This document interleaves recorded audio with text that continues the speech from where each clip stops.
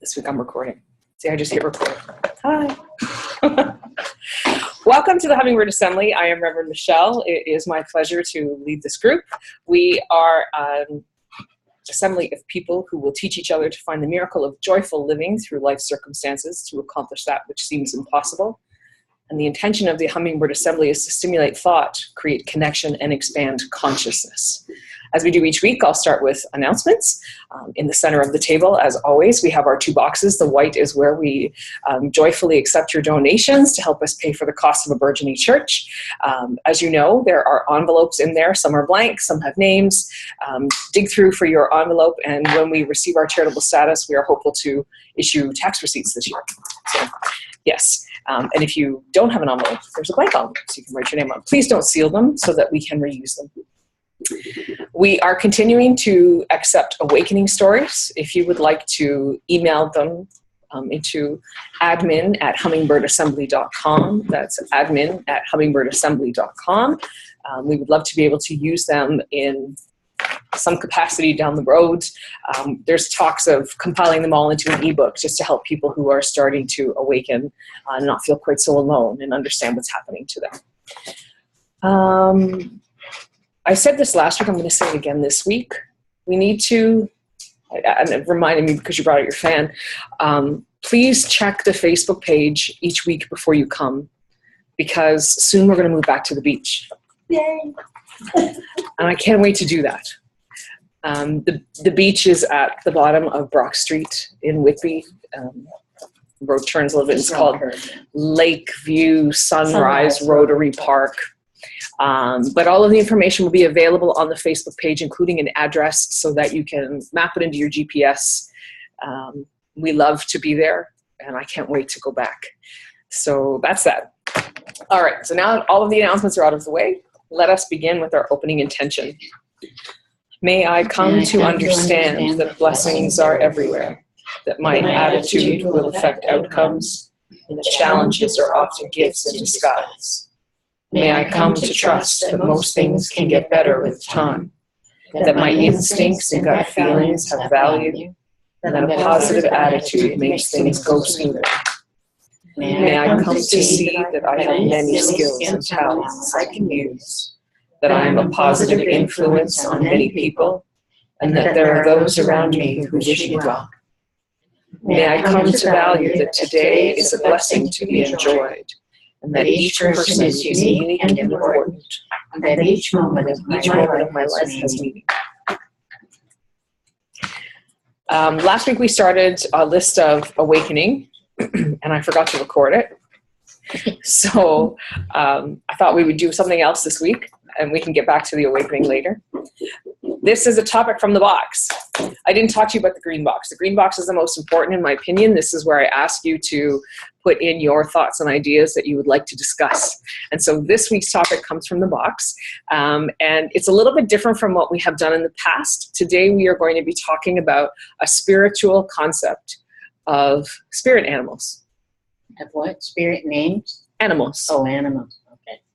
And then depending on how that conversation flows, we may also talk about spirit guides and soul groups.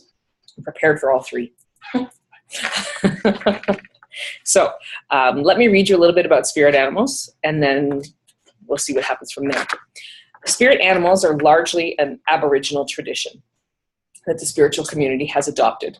The premise of the belief is all things on Earth, Mother, and all things in the universe are capable of being spirit guides. Why? Because the spirit of the Creator is in all things. Kind of like that. Animals have much to teach us. Their intellect is different from human, of course, and as such, their perspective is too. Animals know the time and place to migrate, but man cannot find his way without a compass or stars. Animals live well without the need of tools or weapons, where man cannot. Animals are happy and content in their environment. Man is not. Animals live among their families for their whole lives, where man does not. Animals have found the right way to live with their limitations and skills without rancor or strife. Man has not. There are 4 types of spirit animals. There are messenger guides, shadow animal guides, journey animal guides, and life animal guides. Those of you who just joined us, we did a pot of blooming tea this morning. If anybody would like to try it, there's like a big flower in the bottom of the teapot. So pretty. If nothing else, have a look at it. So a messenger animal guide comes quickly into your life and then leaves once the message is understood. The time a message guide stays in your space is relative to your seeing and accepting the message. The message itself can be spiritual in nature, or it can be a warning. The message may deal with a seemingly mundane aspect of your life, or it may be a wake-up call for some important action you must take. Sometimes the animal messenger will come during an unusual event and make a powerful statement, and other times come on the wind as a whisper. A messenger guide can cause you delays or some unforeseen help in your life. They can be both negative and positive in nature, for they are totally impartial. Should I stop reading at this point? Do you want to talk for a minute, or should I read about the other 3 spirit animal guides? Okay, so the first one is messenger. The first one is a messenger, yes. Okay. That's the one we were just reading. So does that present itself as a specific animal, and then, I don't know. I look up the totem, like you told me. Sorry? I look up the totem, Yeah, and then I figure that's my message. right. That's it exactly. Okay. If it's a messenger guide, then yes, it's just the particular message. What is the meaning of this totem? Okay. That's what I took from that explanation. Did anybody take anything different? No. Okay. Okay? Okay.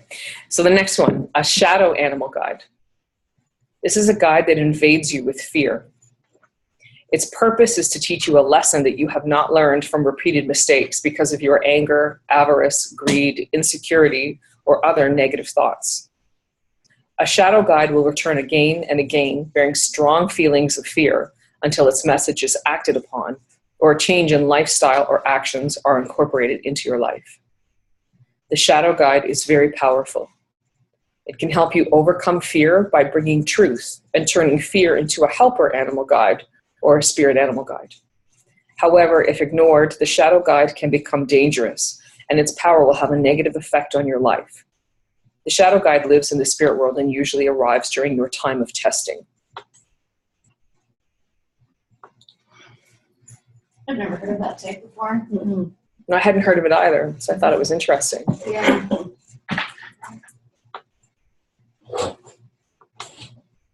What would be an example of one?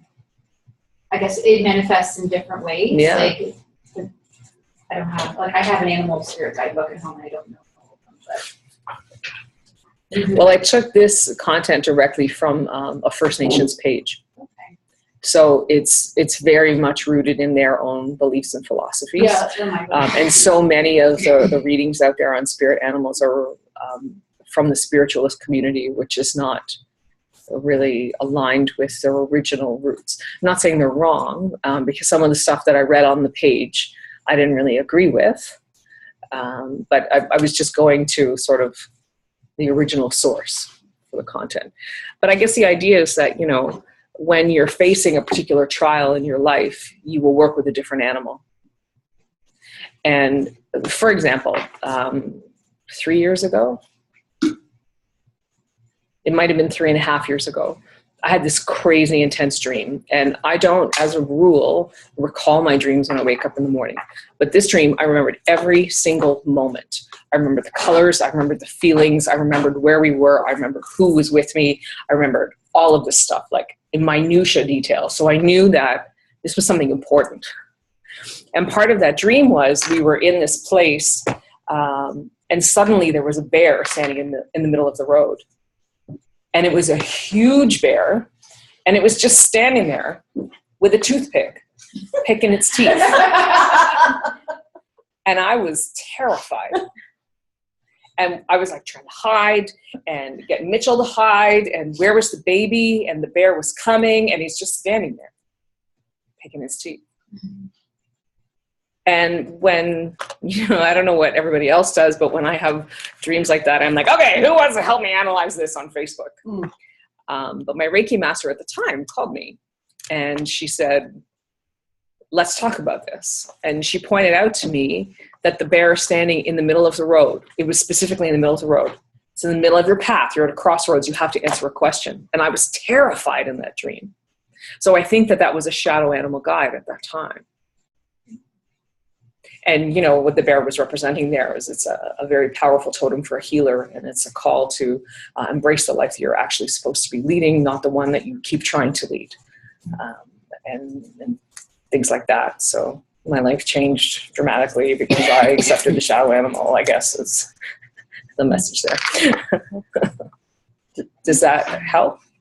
Yeah, To have an example? absolutely. I resonate a lot with animals in my dreams, and I remember one in particular we were talking about, let's say, a negative kind of connotation with an animal, and I was at my aunt and uncle's house, and they kind of causing some drama in the family, and this is a while ago, it's been going on a long time, but there was a snake in their garden, and I feel like that snake kind of represents their malicious intents and stuff. But I don't think snakes necessarily always have a negative connotation with it. Snake's about transformation. Yeah. And if it's coming to your dream, I would think it's more about what you need at this period of your life. Yeah. Well, there's nothing I can do about that situation other than to throw myself from it and let them deal with it. It's not my problem. Right. But yeah, that happened, and then whales show up a lot. That's why I love the whale song or sounds in the first song track. Yeah. But I was riding a whale, which was really cool. And I'm like, riding a whale in the middle of the ocean is pretty awesome. Yeah, don't have to worry about breathing or anything like that. Just happy, really cool. But it's happened a few times. I've had a lot of water dreams, which is a lot of emotional. Yeah. Mm-hmm. I guess not turmoil, but just change and stuff. And right. The whale's always been there, kind of. So that might be, and we'll get down, the fourth one they talk about is a life animal guide. So perhaps the whale is your life animal guide when we get there. I don't know. Maybe. Does anybody else want to comment on shadow animals? Anybody have any questions around that at this point anyway? So would the shadow animal always present itself as scary and meaning? Well, I don't know, Oh, to be honest. It's saying here that it invades you with fear. okay. So perhaps the response is that when you see it, you are afraid. Okay. Sounds like in your dream, Michelle, the bear was not being scary or anything. He No. was just standing out and Picking a seed with a toothpick for crying out loud. Yeah. Yeah. And it was Sound like a terror. tree branch? His tooth. But my response was still, Yeah, very fearful and terrifying. yeah, yeah. He's gonna eat me, to quote Pumbaa. And it makes sense to me that if you have, if the spirit guide, the shadow guide represents, a lesson you're not learning, that you would have that fear because you've been resistant to previous messages along the path. So it's like we're getting your attention, and it makes sense to me that even if, the bear wasn't being scary or aggressive Right. to you, somewhere you were hearing, you've been resisting the message previously, so then you have this fear. It makes a lot of sense to me because often you need a strong emotion before you Yeah. Yeah, yeah. Is there other ways that it can present itself? Because I don't dream a lot, or if I do, I don't remember things. Right. So for me to see it and be aware of it, it would have to, in my opinion, come as some other, as opposed to in a dream. I would have to see it in a different way. It can happen in real life. I was going to say animals So can you just, physically yeah. see the Yeah. animal. Yes. I was at a native, through work, it was some sort of a session, and it was this native man who came, and he was on a really disruptive life path, and he ended up going to his elders, and they had been working with him for a long time, and he talked about struggle and not choosing a healthy way to lead, and they gave him a quest, or I don't know what it's called, but they told him, you have to take time and go and live in the woods or do something. And he actually got attacked by a bear and had like a It's like in scar. real life. In real life. And he had scarred, like he had scars, and so and he talked about that moment in his life, and it was a physical happening that he chose a different path, and he went to rehab, he got clean, he does work with Aboriginal youth and rehabilitation and stuff. Like it was really quite an amazing, poignant sort of story. And it's Yeah. funny that I know what was not in my conscious until you started talking about this, Right. the shadow, and how for him it was like an actual real life event with an animal. The natives would say he's been marked by the bear. That's his totem. That would be his life totem. At that point. Yeah, yeah. So he's been marked, and he was chosen. Yeah, it was So really yeah, wow, that's incredible. And I think that's what the next one we talk about, the journey animal, because they say that a journey, let me just read it, appears at the fork in a road in your life. When a decision is made to follow a certain path in life, the journey guide is there to serve as a guide along the way. It represents a path that may take months or years to complete. It can be a friendly traveling companion if the path is right. If you become lost along the way, the journey guide is there to help lead the way back. And unlike a messenger guide who comes and leaves quickly, the journey guide remains at your side until the current cycle in your life has changed. And so I don't know why I thought that, but I was thinking that the journey guide might become your life guide. Like perhaps this is now his calling, right? And the cycle will be ongoing. It's like a Patronus. Pardon? I love it. That's my mouse. So does that answer your question? I mean, there will be times when people post on my Facebook page in our neighborhood often that they were walking on the trail and a coyote stopped and looked them in the eyes. And they're like, this is intimidating and the coyote's trying to scare me and whatever. But what I think is happening is they're having that spiritual moment where the coyote is showing them that they're here to work with them. If you just see an animal in passing and it just runs past you, it maybe is not significant. But like one day I was driving and they always appear out of the middle of nowhere, these deer, because you don't see them. And then suddenly they're right there. There was a giant stag in the middle of the road, standing in the middle of the road with huge antlers. And he's standing there like staring at me, not moving. Whereas normally they're like, car, and they're running. But he was standing there and he stared me down for probably a good 25 seconds, which feels like an eternity when you're in that moment. Yeah.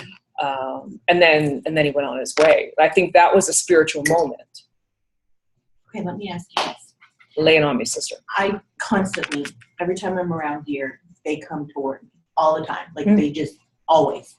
And last week I was driving my mom to an appointment and I thought it was a car accident, but there was a deer that was hit on the side of the road. And I made eye contact with the deer. Like it locked eyes on me. It was laying on the side of the road. So It was laying on the Yeah. side of the road? Oh, it had Couldn't been get hit. out. yeah, it was hit, but it couldn't get up. Like it was still alive, but it was watching me as I went by. And it was weird. Like I'm sitting there like having a meltdown in the car. My mom's like, do we need to pull over? And you're like, maybe. Yeah. Like I don't. So now I've got to look this one up. Yeah, I brought think my you book should. today. I could bring my Should have brought Ted Andrews' book today. I never even thought of What book is that? Ted Andrews is like the I'll bring my book foremost anyway authority for on animal totems. next week. He has spent his life, Of all the. he's devoted his life to studying them and what they Because mean. From a spiritual aspect, from an Yeah, Aboriginal from a aspect. spiritual. Well, Isn't Saint I'd say different? both. Like, I'd say both. crazy His book's thing. fabulous. It's so interesting. So you're both talking at the same time as like bringing books back. I was just going to say, we need to talk about these books. Yeah. But before we get there, let me just read the last part, okay? So a life animal guide is also called a spirit guide, as it remains a part of throughout your life. It remains a part of you throughout your life and reflects your inner spiritual self. So this could be the deer for you, like if it comes to you, right? You may have more than one life guide, and new ones may come during an unexpected time, like that guy you were sharing. Usually a life guide does not move away or disappear, but remains an integral part of your life. However, there are instances when particular life guides are no longer needed, and they are replaced with a new one. Its powers are always there for you and serve as a constant reminder of your inner power and oneness with nature. If, for example, your life guide is a bear, you should be a person who is a solitary dweller, a seeker of knowledge, and well-grounded. Well, I got 1 out of 3. A life guide will often call upon other animal guides found within its domain to assist in giving you special messages from time to time. Okay, so Barb, what were you saying about books? Oh, Who's I the just author? said, Ted Andrews. He's got quite a few books out. The best one I found is Animal Speak. And beautiful book on, you can look up any animal and he will give you a gorgeous description of what it means in your life, what messages it might be bringing to you. So terrific. Ted Andrews, Ted Andrews. and Animals Speak. is No, the book. Animal Speak. Animal Speak. Yeah. Okay. And Julia, what were you saying? Oh, I have like an animal, a medicine wheel Native American animal spirit tarot in book. So Very interesting. I'll bring that next week. Sure, For fun. that'd be great. Anybody want to look some stuff up? It's really cool. Like I was saying, it's pretty accurate. Like I used it on myself, like even on camping, and like wolf symbolizes a teaching card. Like the teachers in their group pulled that card. It was like Wolf. wolves, yeah. Like someone who instructs or. See, I have a passion for wolves. Yeah. Yeah, I saw that when you. I have them all over, and that's the only animal that I connect with, I guess you will. And that's why I'm asking if it comes in a different form, like a tattoo or something. I've always had a passion for wolves and wolves only. Right. So that's why I'm thinking. Well, I think we feel an affinity for the energy we need to work with. Did I? I think you will feel an affinity with the energy that you need to work with. So whatever it is that the wolf brings, maybe you should look it up, is something that you need to work with. And if it's teaching, maybe you need to be teaching. Oh, my wife. Yeah, I should be teaching something. Baseball, woodwork, something. I probably would.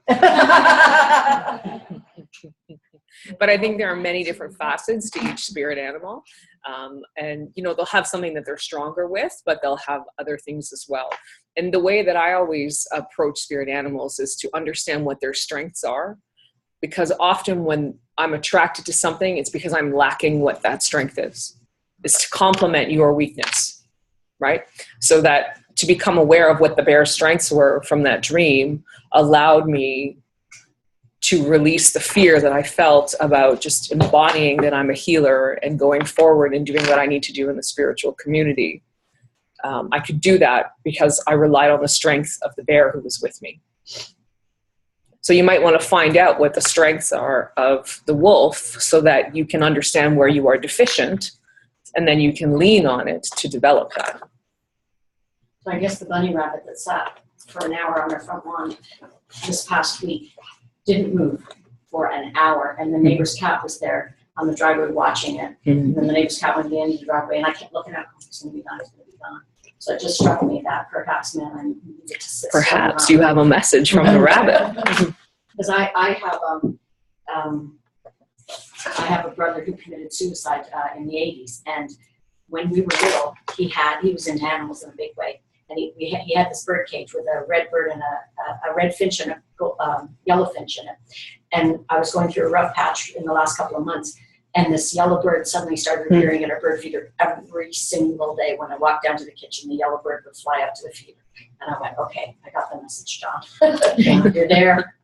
You know what I mean? Yeah. So it's been happening, and that we've lived there 19 years. I've watched the birds for 19 years, never had a yellow bird come. Because we have a pair of doves that come every year. This one pair of doves come and sit on the fence in the spring, and I go, "The couple's returned." And it makes me so happy because one time I saw one without the other, and I got really upset, and then I didn't see those two together. You're like, you're not allowed to divorce? Well, I was thinking something worse. I'm sure you were.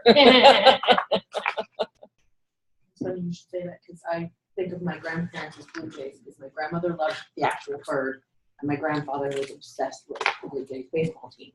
So I constantly have Blue Jays in our yard, and every time I see them, I'm like, "Hey, Gramps," because we were really close. I have his name tattooed on my back, and yeah, it's comforting to see that just sitting there and Yeah, my favorite Pretty aunt. message. My uncle just died last fall. And my favorite aunt, when they went camping all the time, took their little girls through. Yeah, they were into cardinals. So after he died, my aunt, and she was going through her cancer treatment, she was sitting on the back deck and she was looking out.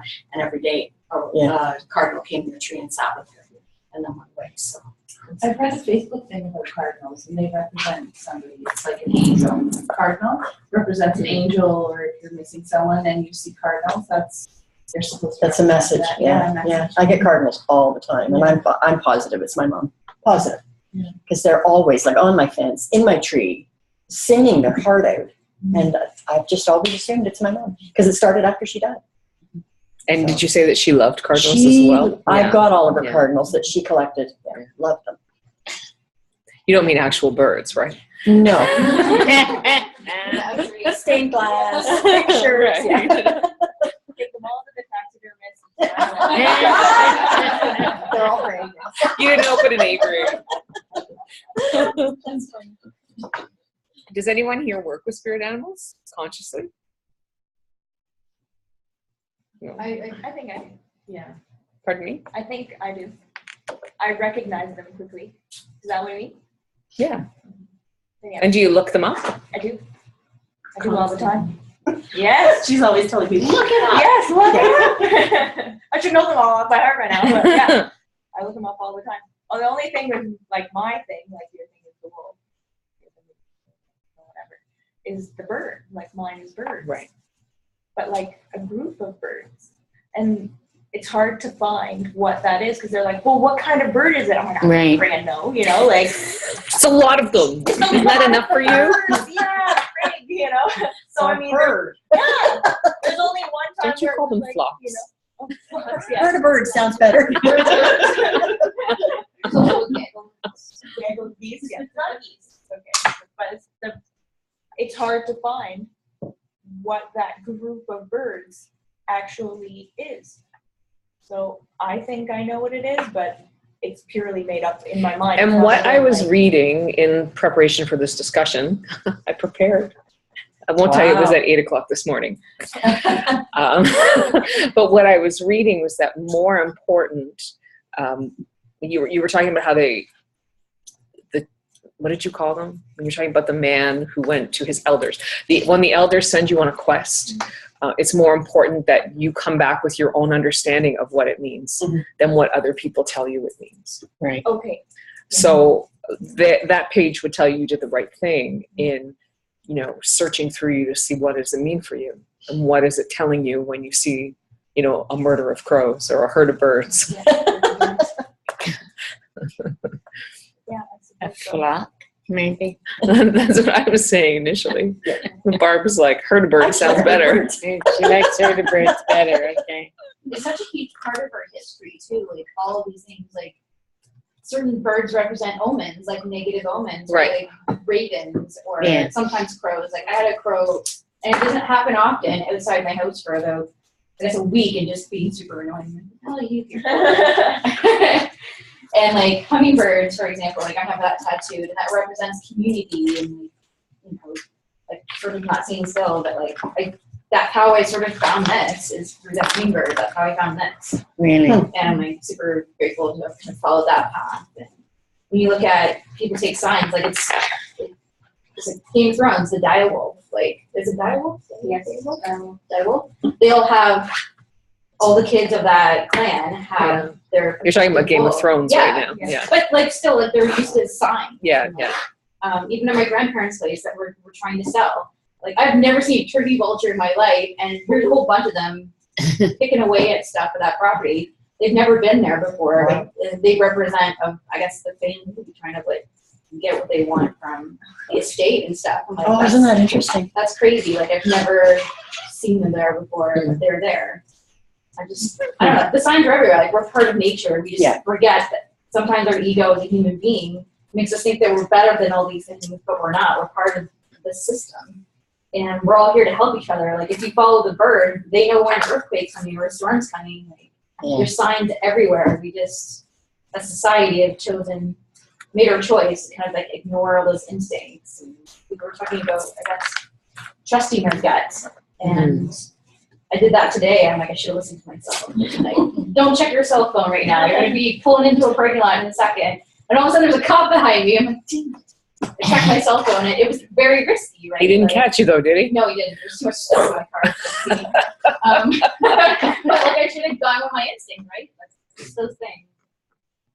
It's trusting nature, and you see how much turmoil is being caused in nature because it's so unbalanced now, and everybody's being affected, including the animals and all of their environments. So it's going to be even more difficult to trust it when we've opened up to these things.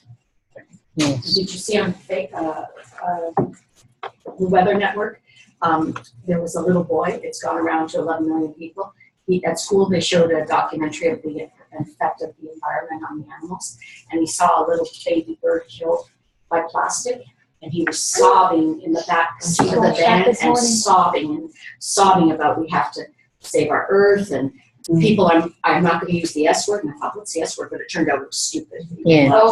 And it's just I showed it to my husband. My husband teared up because this little 6-year-old boy was speaking from his heart about the earth and about the animals. And he said, I'm going to fix it when I grow up. And then his mother said, well, is there anything you could do now? And she said, maybe you could make a poster. But he was just, it was coming from the depths of his soul, his upset about the animals. Because he loves animals and the planet. It's really worth checking out. Yeah, and he had no barriers. Like, no one said, no, you can't believe this. No, you have to get a job and do Right. this and follow this path. by money as well. Yeah, Right? he's No, completely he just open to all loves- possibilities, and that's what we've shut down as we've grown up as children.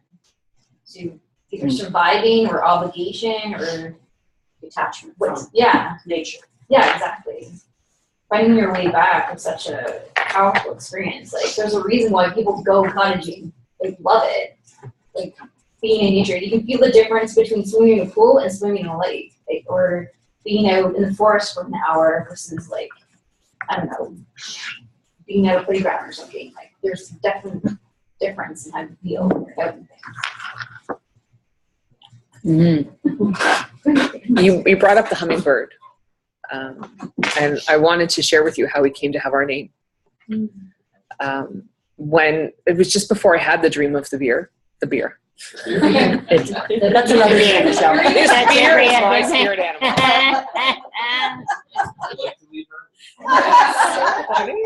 I am going to paint night today.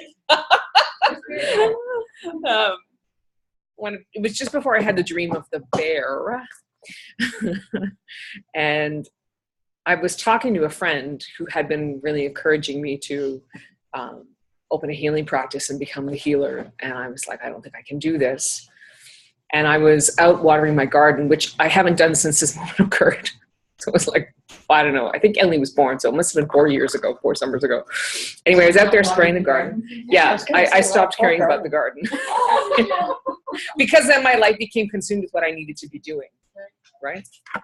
Anyway, and yes, my poor garden, frankly.